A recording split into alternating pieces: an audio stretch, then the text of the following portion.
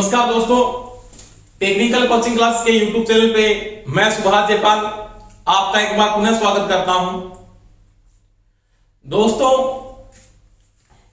एक तो अपने इलेक्ट्रिशियन थ्योरी में जो क्रैश को स्टार्ट कर रखा था उसमें कल अपने नोडल एनालिसिस को पढ़ा था।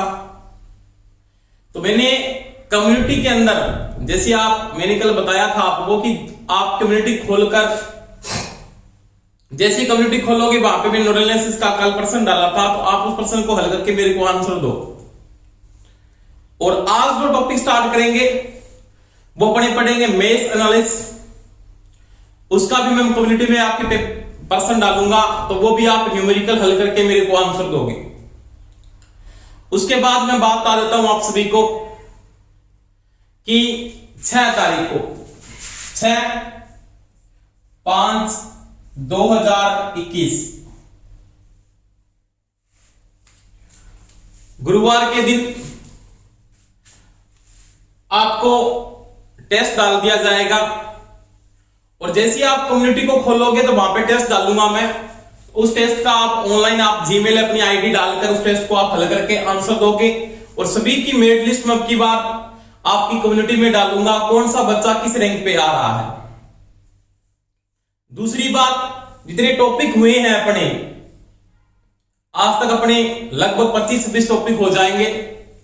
तो सारे जो टॉपिक हुए हैं उनमें से सारा का सारा टेस्ट डिवाइड किया जाएगा। तो संपूर्ण अपनी तैयारी कर लें। 6 तारीख को मैं टेस्ट डाल दूंगा और 7 तारीख को इसका रिजल्ट जारी कर दिया जाएगा। तो दोस्तों, आज जो अपने क्लास में टॉपिक पढ़ने जा रहे हैं वो पढ़ेंगे मेश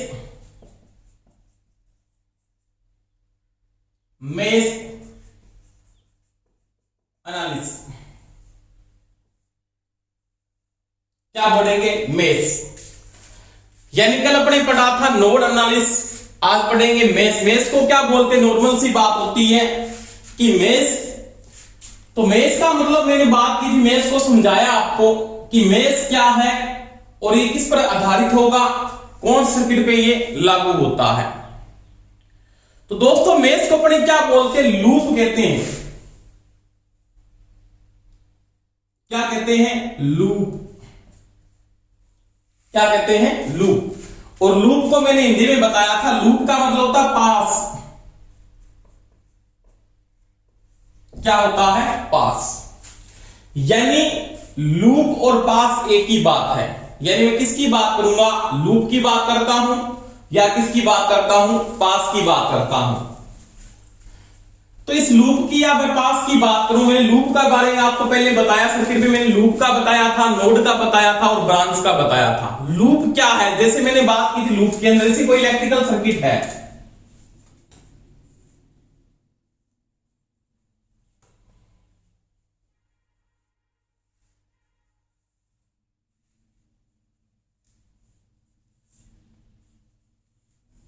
ये बिल्कुल एक सिंपल सर्किट है। इसमें लूप क्या है? तो लूप के बारे में मैंने आपको समझाया था। लूप यानी पास, यानी किसी इलेक्ट्रिकल सोर्स से, यानी वोल्टेज के सोर्स से करंट फ्लो होता है और करंट फ्लो होके पुनः क्या करता है? अपने उसी इलेक्ट्रिकल एलिमेंट के पास क्या करता है? पहुंच जाता है। यानी एक धारा का क्लोज पथ क्या है? धारा का क्लोज पथ क्या कहलाता? आपका लूप कहलाता। और ध्यान रहे दोस्तों, लूप या पास में धारा कभी नोड को क्रॉस नहीं करेगी। ऐसे नहीं कि आप लूप को ऐसे क्रॉस करके बनाओ, दूसरे सर्किट में प्रवेश करा दो, ये ऐसा नहीं होगा। इसकी जो करंट फ्लो होगी वो ऐसे लूप में करंट फ्लो होगी, इसमें जो फ्लो होगी वो ऐसे फ्लो होगी। यानी क्या बोलता है? ऊर्जा के स्रोत से धारा बहती हुई पुनः ऊर्जा के स्रोत के पास पहुंचती है, वह क्लोज सर्किट, वह एक क्लोज सर्किट क्या कहलाता है? लूप कहलाता है। और लूप की अवस्था में कोई भी करंट किसी नोड को क्रॉस नहीं करती। यानी मैं दोबारा से समझा रहा हूं आपको, लूप या पास क्या है, या इसको क्या बोलते हैं दोस्तों? मेश कहते हैं। एक वैद्युतिक परिपथ में धारा का क्लोज परिपथ, धारा का क्लोज परिपथ जो धारा पुनः ऊर्जा के स्रोत के पास पहुंचती है, उस अवस्था में वह किसी भी नोड को पार नहीं करेगी या क्रॉस नहीं करेगी। यानी धारा ऊर्जा के स्रोत से बहती है, पुनः ऊर्जा के स्रोत के पास पहुंच जाती है, वह क्लोज सर्किट क्या कहलाता है? लूप या पास कहलाता है। उस अवस्था में यह किसी नोड को क्रॉस नहीं करेगी। यानी धारा ऐसे नहीं कि इसका जो लूप आप बना दो, आप ऐसे बना दो, ऐसा नहीं, और किसी नोड को ये लूप क्रॉस नहीं करेगा। यानी इसका एक लूप है और ये भी क्या होगा? एक अलग लूप होगा। इसमें जैसे धारा फ्लो हो रही है, इसमें मैं मान लूंगा I1 फ्लो हो रही है, इसमें क्या फ्लो हो रही है? I2 फ्लो होती है। तो ये दोस्तों मैंने किसकी बात की? लूप या पास की बात की थी। अब ये लूप और पास का जो नियम लागू होता है ना, तो ये नॉर्मली बात है, आप इसको तो नॉर्मल सर्किट से हल कर सकते हो, आप ओम्स लॉ से इसको हल कर सकते थे। परंतु जो जटिल सर्किट बनते हैं, जिसमें जैसे मान लिया ऊर्जा के स्रोत क्या लगे? दो ऊर्जा के स्रोत लग गए, जिसमें अलग अलग लूप बन गए।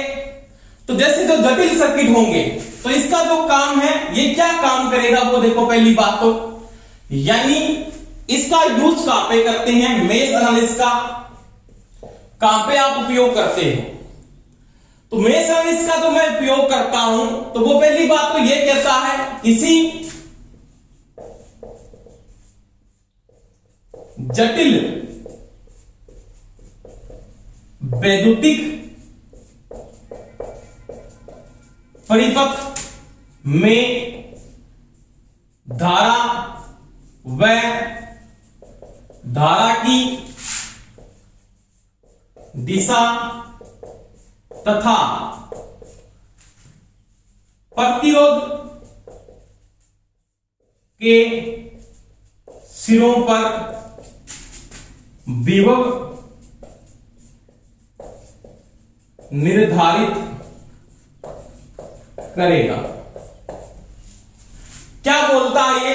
कोई भी आपका एक जटिल सर्किट है, क्या है? कोई भी एक जटिल सर्किट है, उसमें पहली बात है ये धारा का, यानी धारा का मान, धारा की दिशा व प्रतिरोध के मध्य विभव को क्या करेगा? निर्धारित करेगा। ये क्या बोलता है? आपका मेश एनालिसिस बोलता है। जैसे मैं बात करता हूं दोस्तों आराम से, कि मेरे पास एक रेजिस्टेंस है, ये वाला, ये रेजिस्टेंस है। अभी मेरे को ये नहीं पता है कि इसका हाई पोटेंशियल क्या है, लो पोटेंशियल क्या है। इसमें मेरे को ये नहीं पता इसमें धारा कैसे फ्लो हो रही है। अगर मैं यहां पे बात कर देता हूं, मैंने धारा की इसमें दिशा दे दी, यानी इसमें ऐसे करंट फ्लो हो रहा है, इसका मतलब ये जो पोटेंशियल इसका है, तो ये तो है इसका एचपी, क्या है? एचपी है। और ये इसका क्या है? ये दोस्तों इसका एलपी है। यानी धारा हाई पोटेंशियल से लो पोटेंशियल की ओर प्रवाह हो रही है। इस पोटेंशियल को मान लिया V1 है और इसका पोटेंशियल क्या है? V2 है। तो इसका पोटेंशियल डिफरेंस क्या होगा? तो पीडी इसका मैं लूंगा तो क्या आएगा दोस्तों? तो V1 माइनस में क्या आएगा? V2 आएगा। ये इसका पोटेंशियल डिफरेंस है, जो क्या करेगा? विभव को निर्धारित करेगा। यानी इसमें धारा की दिशा पता लग गई मेरे को, धारा का मान भी पता कर लूंगा मैं। दूसरी बात, ये क्या करेगा? इसके पोटेंशियल को निर्धारित करेगा। इसके कारण से पोटेंशियल डिफरेंस अपने को क्या होता? प्राप्त होता है। दूसरी कंडीशन में अपने को ये देखना है कि मैंने एक सर्किट में ऐसे ले लिया, जिससे उसको ऐसे लिया, मान लिया इसका ये सिरा V1 है और ये सिरा क्या है? V2 है। अब कहता हूं रेजिस्टेंस में जो करंट फ्लो हो रहा है ना, वैसे फ्लो हो रहा है, मान लिया ये दिशा ऐसे भी दे सकता हूं। इसका मतलब ये तो क्या? एचपी पे हाई पोटेंशियल पे है और ये क्या है? लो पोटेंशियल पे है। धारा जो फ्लो होती है वो हाई से लो की ओर फ्लो होती है। तो इसका पोटेंशियल डिफरेंस यानी इसका विभवांतर क्या है, इसका जो पीडी लेकर चलूंगा ना मैं, पोटेंशियल डिफरेंस जो आएगा वो क्या आएगा दोस्तों, तो वो आपका क्या आएगा B2 माइनस क्या होगा B1 होगा। अगर मैं यहां पे एक बात ये भी करता हूं कि मेरे पास एक डिस्टेंस ये आ गया, मान लीजिए प्रकार का डिस्टेंस मैंने ये यूज किया,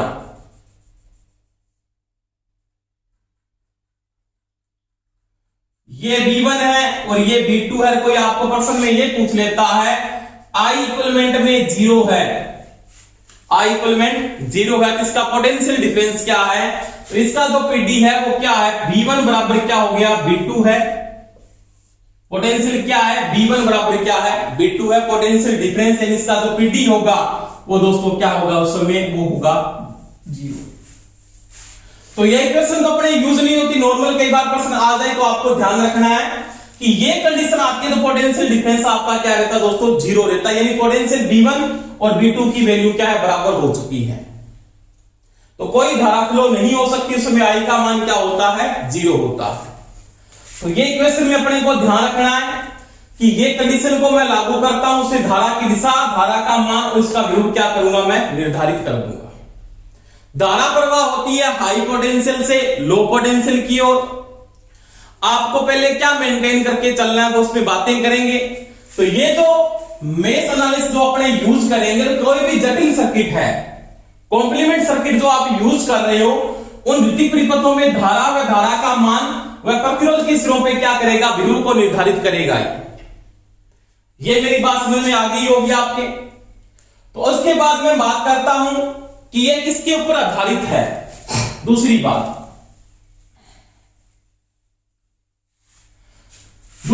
करता हूं तो मेश एनालिसिस होता है ना, वो क्या है केवीएल पर बेस्ड है, यानी ये केवीएल पर आधारित है,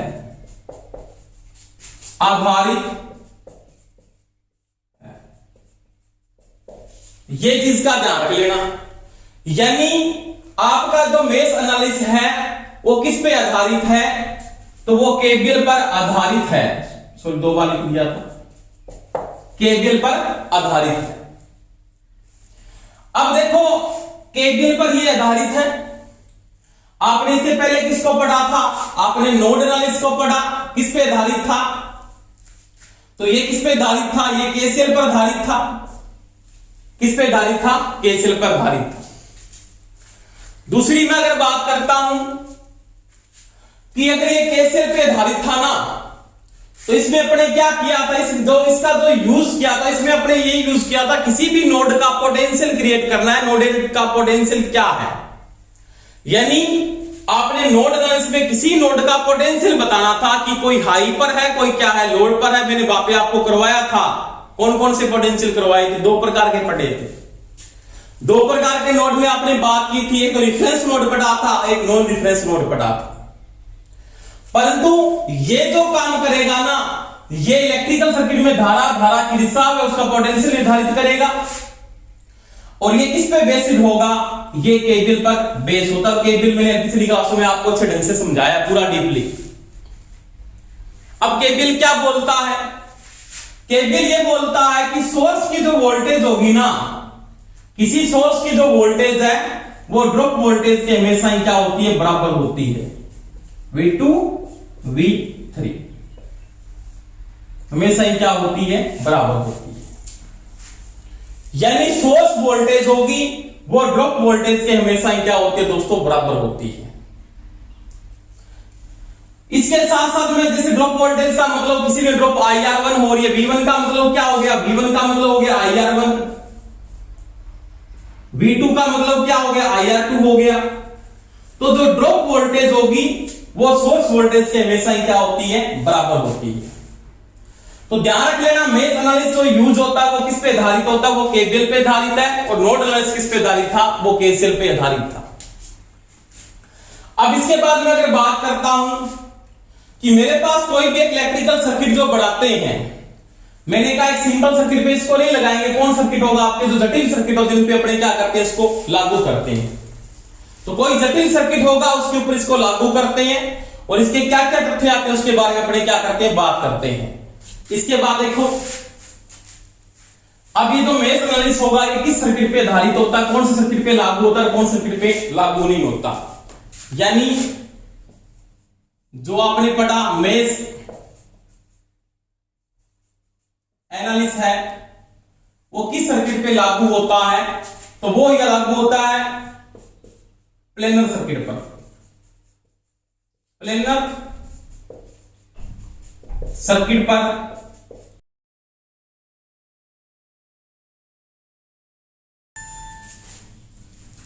यानी जो मेश आपका एनालिसिस है वो प्लेनर सर्किट पे क्या होता है, लागू होता है। किस सर्किट पे लागू होता है, प्लेनर सर्किट। यानी दो प्रकार के सर्किट बनते हैं आपके सर्किट। एक तो कौन सा बनता है, एक तो बनता है प्लेनर, एक बनता है नॉन प्लेनर। Non planar. अब देखो दोस्तों प्लेनर कौन सा सर्किट है, जैसे मैं बात करता हूं एक सर्किट तो आपके पास ये सर्किट है, मान लिया यहां पे एक रेजिस्टेंस लग गया, यहां पे एक रेजिस्टेंस लग गया, यहां पे एक रेजिस्टेंस लग गया, एक रेजिस्टेंस यहां पे लग गया, एक रेजिस्टेंस यहां पे लग गया। जिस सर्किट में रेजिस्टेंस क्रॉस करते हैं, जैसे ये क्रॉस हो रहा है, इससे क्या हो रहा है, क्रॉस हो रहा है, तो इसमें लूप आधारित नहीं होगा। तो ये सर्किट जो है ना ये कौन सा है, नॉन प्लेनर सर्किट है। यानी जिस परिपथ में प्रतिरोध क्रॉस होते हैं वो क्या कहलाते हैं, आपके नॉन प्लेनर सर्किट कहलाते हैं। वहां पे आपका मेश एनालिसिस लागू नहीं होगा, यानी इसके ऊपर आप मेश एनालिसिस को लागू नहीं कर सकते। नॉन प्लेनर क्या है, जैसे ये नॉन प्लेनर है, रेजिस्टेंस ऐसे लगा दिया आपने, इसको ऐसे लगा दिया, मान लिया ये सर्किट हो गया। ये भी मान सकते हैं आपने, क्योंकि इसमें रेजिस्टेंस क्रॉस नहीं हो रहा, ये भी इस पे भी लागू होगा। ये तो ऐसे जगह क्रॉस होते हैं रेजिस्टेंस, तो वो क्या होगा, नॉन प्लेनर सर्किट है। और जिसमें रेजिस्टेंस क्रॉस नहीं होता वो क्या है, प्लेनर सर्किट है।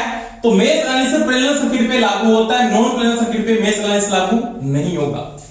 ये चीज का दोस्तों ध्यान रख लेना। अब यहां पे एक बात आती है कि डीपली चलेगा, क्योंकि टॉपिक में प्रश्न आते हैं, ये किरचॉफ के आपके मेश का नियम और नोड एनालिसिस के प्रश्न आते हैं। नॉर्मल कभी उठा के देख लेना, आप यूपीएससी का पेपर की बार उठा के देख लेना, डीमार्क्सी को उठा के देख लेना। इंस्ट्रक्टर का एग्जाम हुआ था, उसमें प्रश्न आया था नोड एनालिसिस का, एक इसको नोड एनालिसिस आता उसने हल किया था, नहीं तो हल नहीं हो पा रहा था वो प्रश्न। वही बातें ये प्रश्न करने पड़ेंगे आपको अगर एडवांस जाना है तो आपको ये करने पड़ेंगे, कोई इलाज नहीं है इसका। तो बिल्कुल वह सिंपल है, कोई बड़ी बातें नहीं, बिल्कुल सिंपल टॉपिक है, बिल्कुल आसान टॉपिक है ये। इसके बाद देखो, तो ये मैंने प्लेन्स की बात की, नॉन प्लेन्स की बात की, समझ में आ गई होगी। जिसमें रेजिस्टेंस क्रॉस कर रहे हैं वो नॉन में आएगा, अपने इसमें नॉन सर्किट में इसको लागू नहीं करेंगे, और आपका जो प्लेनर सर्किट होगा उसमें क्या करेंगे, मेश एनालिसिस को लागू करते हैं। इसके बाद देखो, अब इसके अपने जो स्टेप पढ़ेंगे, यानी इसके मुख्य स्टेप क्या है उसके बारे में अगर समझ में आ गया, इसमें कोई समस्या नहीं आएगी आपकी। यानी मेश एनालिसिस के जो स्टेप्स हैं उसके बारे में देखो कि मुख्य क्या क्या स्टेप हैं। तो पहली बात तो यह कहता है कि मेश एनालिसिस है, इसको क्या बोला मैंने, लूप। क्या बात की दोस्तों, लूप। लूप को हिंदी में बोलते हैं पास।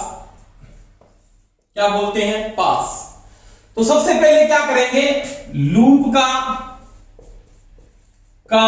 निर्धारण करेंगे परिपथ में। यानी दोस्तों सबसे पहले क्या करना है, सर्किट के अंदर या परिपथ में लूप का निर्धारण करेंगे। लूप के बारे में मैंने आपको समझाया है, अभी इससे पहले भी बात की मैंने। जैसे मैंने बात की, ये एक सर्किट है, मान लिया ये कोई एक इलेक्ट्रिकल सर्किट है, ये वाला एक रेजिस्टेंस यहां पे ऐसे लगा दिया, एक ये लगा दिया, एक ये लगा दिया, एक ये लगा दिया, एक ये लगा दिया, एक मान लिया वोल्टेज का सोर्स एक और जोड़ दिया।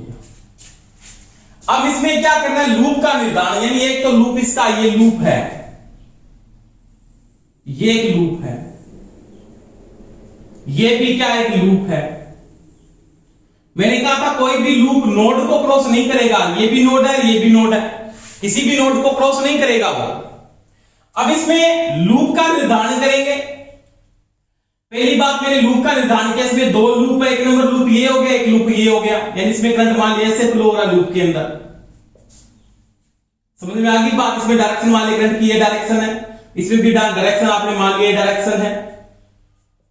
तो सबसे पहले क्या करना है, आप क्या करेंगे, लूप का निर्धारण करेंगे। सर्किट में कितने लूप हैं, जैसे ये बना दिया सर्किट, मान लेता हूं मैं ऐसे बना देता हूं, और ये सर्किट बना दिया मान लिया।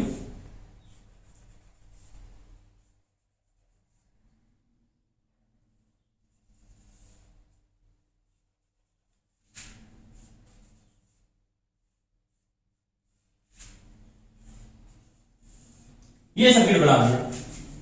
अब इसमें कितने लूप है, बताना आप कितने लूप है इसके अंदर, कितने लूप है, 1 2 3 लूप है।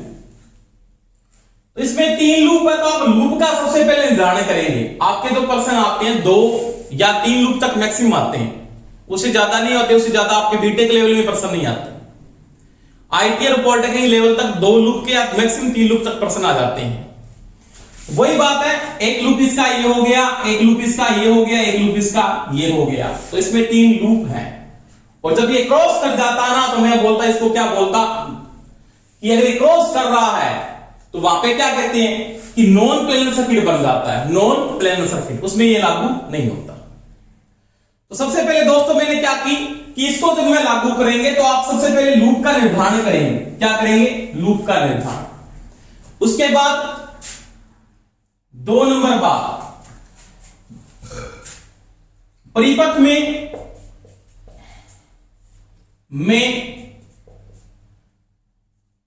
ध्रुवता निर्धारित करेंगे, यानी पोलरिटी को निर्धारित करोगे आप। आपका जो वोल्टेज सोर्स है ना, कोई भी उसकी पोलरिटी फिक्स है, उसको आप नहीं बदल सकते। आपका एक्टिव सोर्स है, जैसे एक्टिव सोर्स है, इसकी पोलरिटी फिक्स होगी, इसकी फिक्स पोलरिटी आपको पता है, इसको चेंज नहीं कर सकते आप। और ये कौन सा कंपोनेंट है, ये पैसिव है, इसकी पोलरिटी सबसे पहले आपको निर्धारित करनी आनी चाहिए। इसकी पोलरिटी का पता, जैसे बैटरी है मेरे पास, ऐसे सेल बना हुआ है, इसको पता है, मेरे को पता है ये तो हाई पोटेंशियल है और ये क्या है, लो पोटेंशियल है, धारा ऐसे फ्लो होगी इसके अंदर से, ये तो फिक्स है, ये तो फिक्स है। परंतु रेजिस्टेंस की पोलरिटी कैसे लोगे आप, यानी रेजिस्टेंस की पोलरिटी कैसे लोगे, तो बहुत नॉर्मल बात है। जैसे मेरे पास कोई भी रेजिस्टेंस है, ये रेजिस्टेंस है मान लिया, ये आ रहा है। अगर मैं कहता हूं इसके अंदर धारा ऐसे फ्लो हो रही है आई, तो आपको निर्धारित करना है इसकी पोलरिटी। आपने इस तीर का निशान लगा के छोड़ दिया, इसका मतलब ये भी इसका एचपी है और ये इसका क्या है, एलपी। समझ में आ गई मेरी बात, इसका मतलब ये तो हाई पोटेंशियल है, ये इसका क्या है, लो पोटेंशियल है। दूसरी बात, अगर मैं इस रेजिस्टेंस की मैं बात कर रहा हूं, अगर इस रेजिस्टेंस की मैं बात करूं, इस रेजिस्टेंस की बात करता हूं, धारा इसमें कैसे फ्लो हो रही, धारा इसमें कैसे फ्लो हो रही है, तो पोलरिटी निर्धारित कर दिया आपने, यानी रेजिस्टेंस को बता दिया, इसका मतलब ये तो इसका एचपी है, ये इसका क्या है, एलपी, धारा इसमें ऐसे फ्लो होगी। परंतु एक सर्किट मान लिया इसका ये बना दिया आपने, और इसमें आपने निर्धारित कर दिया कि इसमें करंट कैसे फ्लो हो रहा है, इसका विपरीत मान लिया, इस प्रकार से करंट आपका क्या होगा दोस्तों, फ्लो हो रहा है। इसका मतलब ये तो इसका एचपी है और ये इसका क्या है, एलपी है। समझ में आ गई मेरी बात। एक कोई सर्किट ऐसा आता है, रेजिस्टेंस ऐसा आ गया,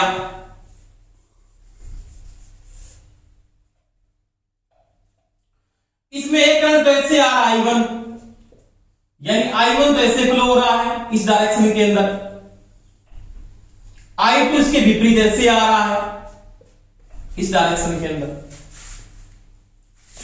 अब क्या करेंगे, तो अब आप पोलैरिटी को मेंटेन करेंगे। आपको पोलैरिटी मेंटेन करनी है, आप इसको ये भी लिख सकते हो, ये बड़ा है इसको ये लिख सकते हो, I1 माइनस में I2, चाहे तो आप ये मान लो और चाहे आप इसको ये मान लो I2 माइनस में I1। परंतु ध्यान रखना इस चीज के अंदर, आप इसमें कंफ्यूज मत हो जाना, ये कंफ्यूज करेगा, क्योंकि जब ये बीच वाला लगेगा इसमें दो करंट फ्लो होंगे, तो I1 आ रहा है इधर से I2 आ रहा है, इसके विपरीत। उस समय आपको एक चीज का ध्यान रखना है कि आप ऐसे नहीं कि इसकी डायरेक्शन ये ले लो, एक ये ले लो, ये नहीं करना। आप क्या करोगे, जब पोलैरिटी निर्धारित करोगे ना, तो सभी में करंट की डायरेक्शन क्या रखोगे, एक ही रखोगे, यानी सभी में जो करंट की डायरेक्शन जो मेंटेन कर रहे हो ना, वो एक मेंटेन करके चलेंगे। यानी तीसरा तथ्य में अगर मैं इसमें बात करता हूं, तो प्रत्येक लूप के अंदर 3 नंबर बात के अंदर 3 नंबर बात अगर मैं कर रहा हूं यहां पे 3 नंबर में यहां पे बात कर रहा हूं, देखो कि प्रत्येक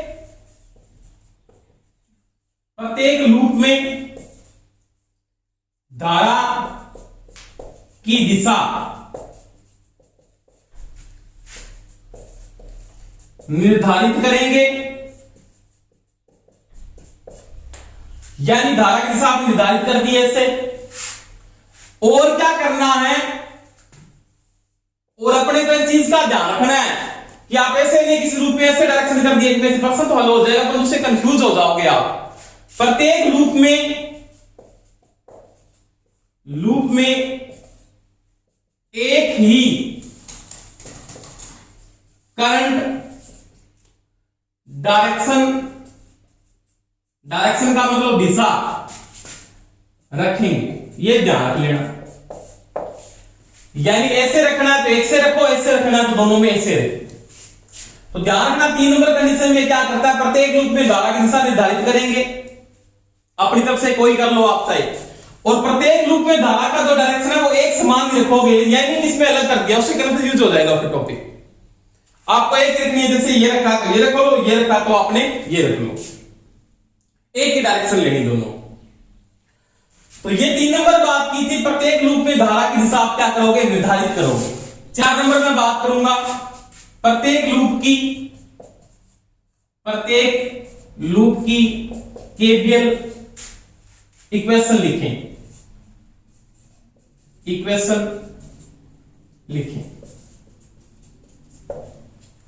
और केवीएल इक्वेशन के साथ साथ किसको लागू कर दें, ओम्स लॉ को, ओम्स लॉ लागू करें। जैसे केवीएल इक्वेशन मैंने ये लिख दी, V सोर्स वोल्टेज बराबर मैंने लिखा V1 प्लस में V2 प्लस में V3। तो केवीएल इक्वेशन में आपके पास साथ साथ किसको लागू करना है, ओम्स लॉ आप कितने लागू करना है, V बराबर क्या लागू करेंगे, IR, ये लागू करना बस। तो दोस्तों ये 4 कंडीशन अगर आपको पता है ना, तो आपके कोई समस्या नहीं होगी किसमें, मेश एनालिसिस के अंदर। पहली बात, लूप का निर्धारण कर दोगे, पोलैरिटी फिक्स करें, इसकी पोलैरिटी आपने अगर इस प्रकार से ली है, इस प्रकार से पोलैरिटी का पता लग जाएगा आपको। धारा ऐसे फ्लो और इसका मतलब ये तो क्या हाई पोटेंशियल है और ये इसका क्या है, लो पोटेंशियल है। समझ में आ गई मेरी बात। और ये इसका क्या है, ऐसे फ्लो और इसका ये हाई है, ये क्या है, लो है, इसका ये हाई है, इसका क्या ये लो है। परंतु सोर्स की जो पोलैरिटी होगी वो फिक्स है, जो आएगी उसी को लिखेंगे अपने। समझ में आ गई मेरी बात। इसके बाद देखो, उसके बाद मैंने कहा प्रत्येक में धारा की दिशा निर्धारित कर दिया आपने, और प्रत्येक लूप में धारा की दिशा क्या रखोगे, एक रखोगे। उसके बाद केवीएल इक्वेशन लिख दो और केवीएल इक्वेशन के साथ V बराबर IR ओम्स लॉ को लागू कर दो, मेश एनालिसिस आपका क्या हो जाएगा दोस्तों, हल हो जाएगा, इसमें कोई समस्या नहीं आएगी। अब देखो, अब इसका एक क्वेश्चन करते हैं, वो देखो।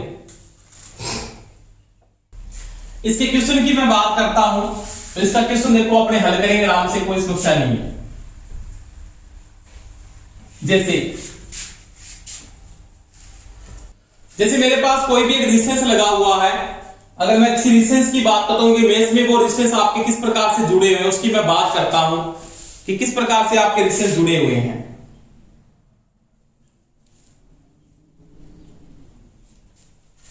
जैसे यहां पे रेजिस्टेंस जुड़ा है, ये 2 ओम का जुड़ा हुआ है, 12 ओम का जुड़ा हुआ है, एक 9 ओम का जुड़ा हुआ है।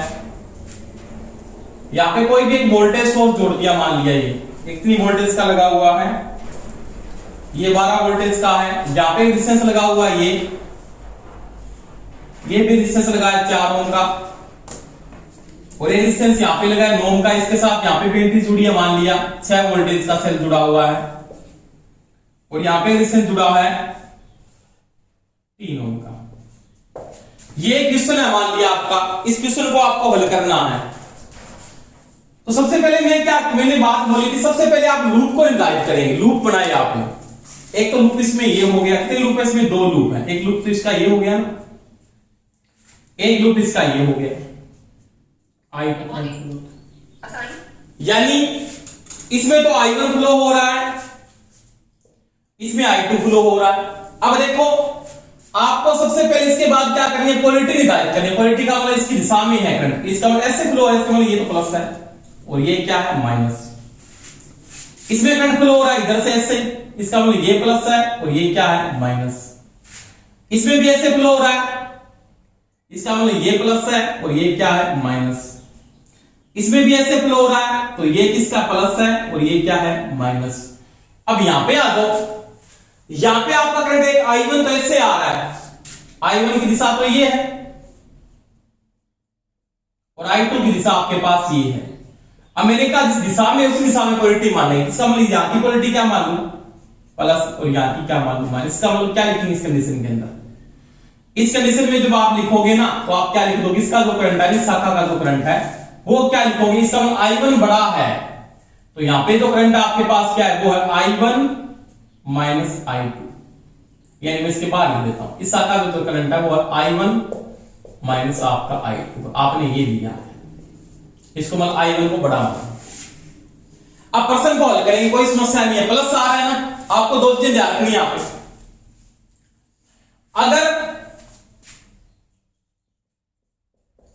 अगर प्लस से प्रवेश कर रहे हो, प्लस से प्रवेश करते हैं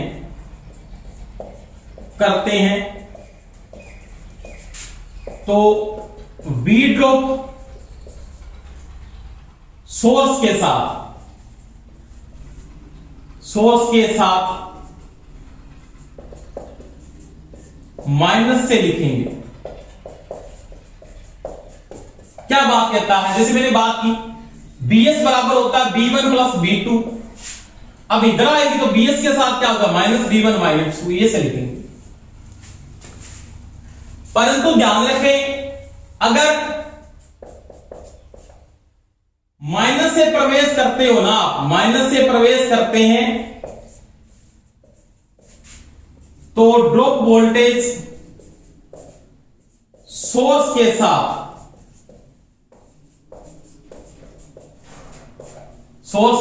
किससे लिखेंगे? प्लस से लिखेंगे। ये ध्यान रखना बस।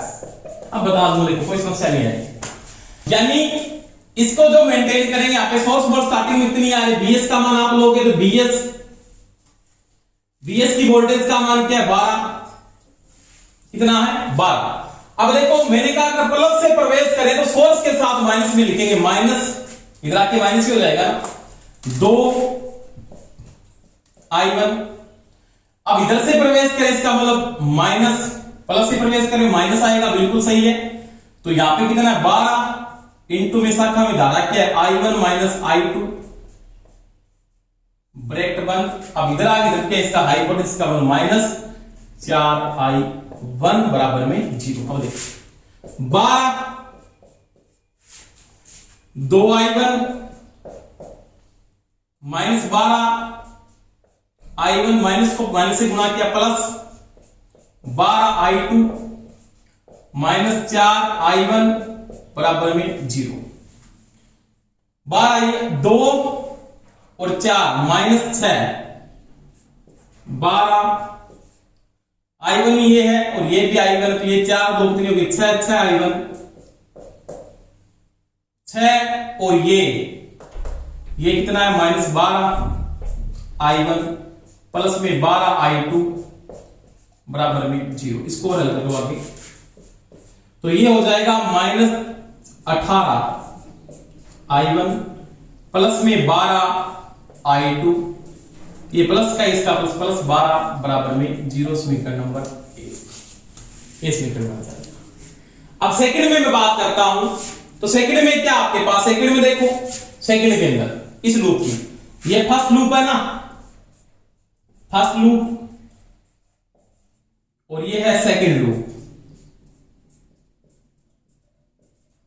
इसमें देखो सेकंड लूप में देखो, ये करंट की डायरेक्शन, इसका मतलब प्लस से प्रवेश करें, इसका मतलब सोर्स ड्रॉप किस में आएगी, माइनस 9i2। इसकी विपरीत डायरेक्शन में अपने सोर्स के विपरीत जा रहे हैं, सोर्स की दिशा में सोर्स के विपरीत जा रहे, इसका मतलब माइनस है।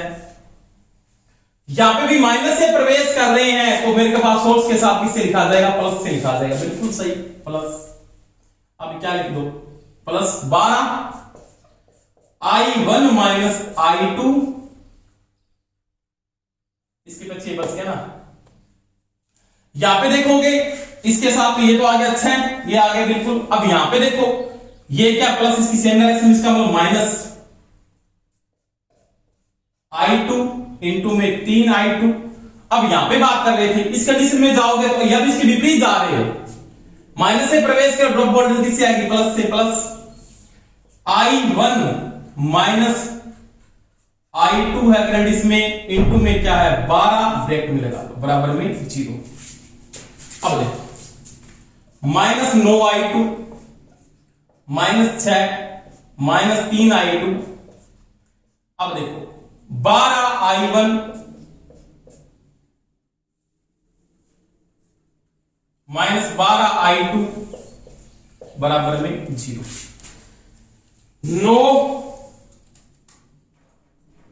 और 3 12 और 12 गुने 24, माइनस 24i2।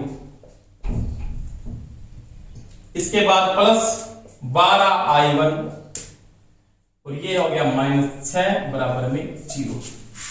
अब देखो इसको क्रम से लिख दो, 12i1 माइनस 24i2 माइनस 6 बराबर में 0। समीकरण नंबर 2।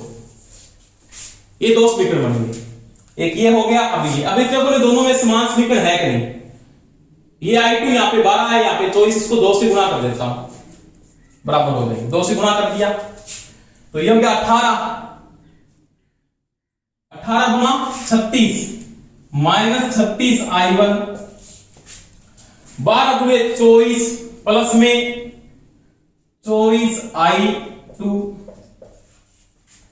12 गुना फिर 24 प्लस 24 बराबर 0। समीकरण नंबर 1 को बैलेंस कर दिया। 2 नंबर क्या है, इसको कोई जरूरत नहीं है, 12i1 माइनस 24i2 माइनस 6 बराबर में 0। समीकरण नंबर, अब देखो ये तो कट गया जोड़ने के बाद आपस में, ये क्या आ गया आपके पास 4 2 24 माइनस 24i1, इधर क्या बच गया जी, प्लस आएगा 18 बराबर में 0, माइनस 24i1। अब ये हो गया माइनस 18, i1 से i1 कट जाएगा, तो i1 बराबर हो जाएगा 18 बटा में 24।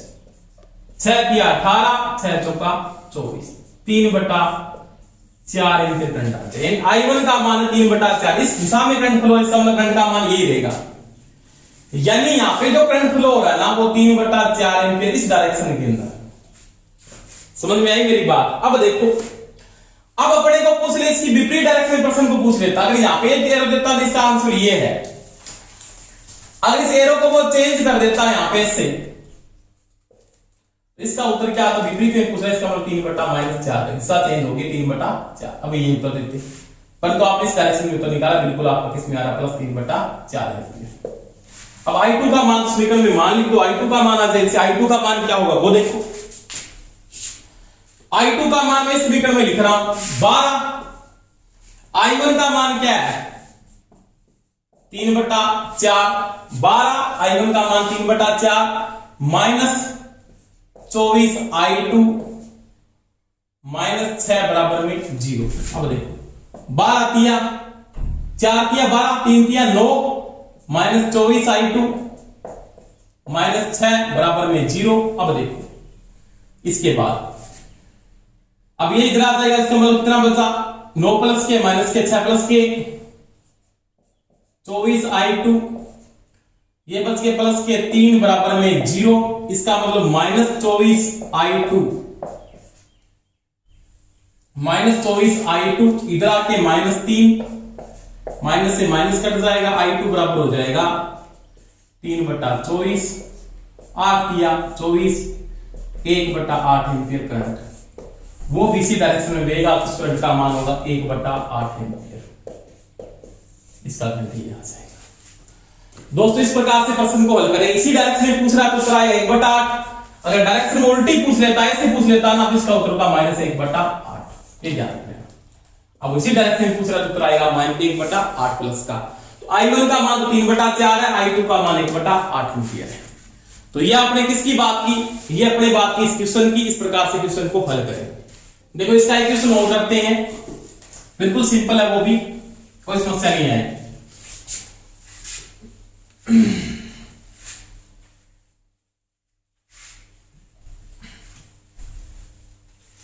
अगला क्वेश्चन क्या बोलता है, एक प्रश्न ऐसे आता, मेष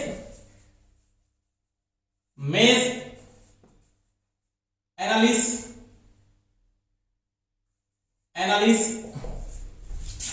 विथ करंट सोर्स, यानी मेष एनालिसिस है वो किसके साथ है, करंट सोर्स के साथ है। किसके साथ है, करंट सोर्स के साथ है। ये क्वेश्चन है, यानी वहां पे क्या लगा है, करंट का सोर्स लगा है, कोई भी करंट सोर्स लगा है। जैसे ये क्वेश्चन है, मान लिया एक क्वेश्चन दिया हुआ है, क्या कहता है यहां पे,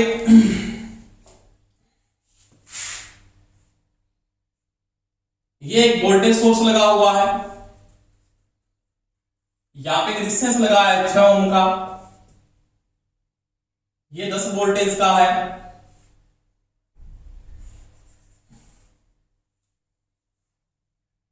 ये 5 ओम का है,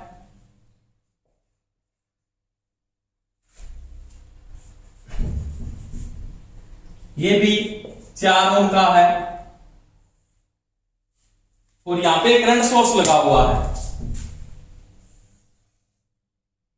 ऐसे 5 एम्पियर का। ये क्वेश्चन है। अब वही बात है ना, सबसे पहले आपने लूप को मेंटेन किया, यहां पे क्या फ्लो हो रहा है, I1, यहां पे इस डायरेक्शन में I2, ये high potential plus minus plus minus, और इसको मैं बड़ा मानता हूं प्लस, और ये माइनस, कोई दिक्कत नहीं। इसको देखें पहले, इसको मैं लिखा, आपने 10 लिख दिया पहले, वोल्टेज सोर्स के साथ प्लस से प्रवेश करे, माइनस से आएगा 6, I1 इस शाखा में आएंगे तो क्या हुआ, प्लस से प्रवेश करा, इसका मतलब -5 I1 माइनस में I2 बराबर में 0, कोई दिक्कत नहीं। इसमें तो सेम बात है, 10 6 I1, ये आ गया -5 I1, माइनस को माइनस से गुणा किया, +5 I2 बराबर में 0, 6 और 5 11, 6 और 5 11 I1, ये +5 I2 बराबर में 0। समीकरण नंबर 1 बस। इसको सही तरीके से आप ये भी लिख सकते हो, -11 I1 +5 I2 +10 बराबर में 0। समीकरण नंबर 1। अब देख इसमें आओ, इसमें थोड़ी सी समस्या है। करंट सोर्स के विपरीत दिशा में करंट फ्लो, इसका करंट इसने दे दिया, I2 का पता है 2.5 एम्पीयर, तो विपरीत है, वो क्या है, विपरीत। जो आपने माना है उसका उल्टा करंट फ्लो हो रहा है, कोई समस्या नहीं आएगी। आपको क्या लिखेंगे, अब लिखेंगे यहां पे विपरीत दिशा में आ रहे हैं अपने, यानी उल्टा फ्लो कर रहे हैं करंट, उल्टा करंट फ्लो हो रहा है। करंट का मान आपको दिए, इसका मतलब I2 का जो मान दिया है ना, वो पता ही आपको कितना, -5 एम्पीयर। बस, इसमें और कुछ नहीं लिखना। अगर आपको करंट सोर्स में करंट का मान दिया तो कोई दिक्कत ही नहीं है। अब करंट निकाल रहे, समीकरण से क्या निकाले, करंट निकाले, करंट का मान दिया I2 का मान -5 एम्पीयर। अब आप क्या कर दो, आंसर कर दो, यानी I2 का मान तो आपको दिया, इसका I2 का मान लिख दें यहां पे। इसके साथ आपने ओनली कोई क्या लेना, I2 का मान लिख देंगे, क्या में शाखा में मान I2 का मान क्या है 5। इसका कोई समीकरण नहीं बनेगा क्योंकि आपको करंट दिया, करंट आप यहां से ज्ञात करें, करंट इसमें दे दिया वोल्ट करंट सोर्स के साथ। अब देखो तो -11 I2 का मान दिया -5, इसका मतलब क्या होगा 5 इंटू -5 प्लस, इसको इधर ले जाता हूं 10, किसका आ गया माइनस का, कोई दिक्कत नहीं। अब देखो -11 I1 ये आ गया 25 बराबर में 10, ये हो जाएगा 11 I1 इधर आके क्या प्लस का, तो ये बच जाएगा -10 प्लस 25, तो ये हो जाएगा -I1 -11 I1 बराबर आ जाएगा 15। तो दोस्तों I1 आएगा ना, वो क्या आ जाएगा -15/11। I1 का मान होगा -15/11, तो ये I1 का मान। तो करंट सोर्स के साथ अपने ऐसे निकाले, करंट सोर्स में ओनली पर आपको ध्यान रखना, उसका हमें करंट दिया, उसका करंट का मान ले लें बस, उसमें और कुछ नहीं करना, और ये कंडीशन तो आप यहां पे अप्लाई करते हैं। तो ये आपने किसकी बात की, मेश एनालिसिस की बात की। आपकी कम्युनिटी के अंदर मैं क्वेश्चन डालूंगा 2-3, वो कल भी एक क्वेश्चन डाला था, वो आप हल करके मेरे को बताएंगे। आज मैं 2-3 क्वेश्चन और डालूंगा मेश एनालिसिस के, वो आप मेरे को पर्सनल हल करके बताएंगे। आप प्रैक्टिस करोगे तो ये समझ में आएंगे। धन्यवाद दोस्तों, क्लास अच्छी लगी हो तो लाइक करें, शेयर करें। Best of luck, thank you.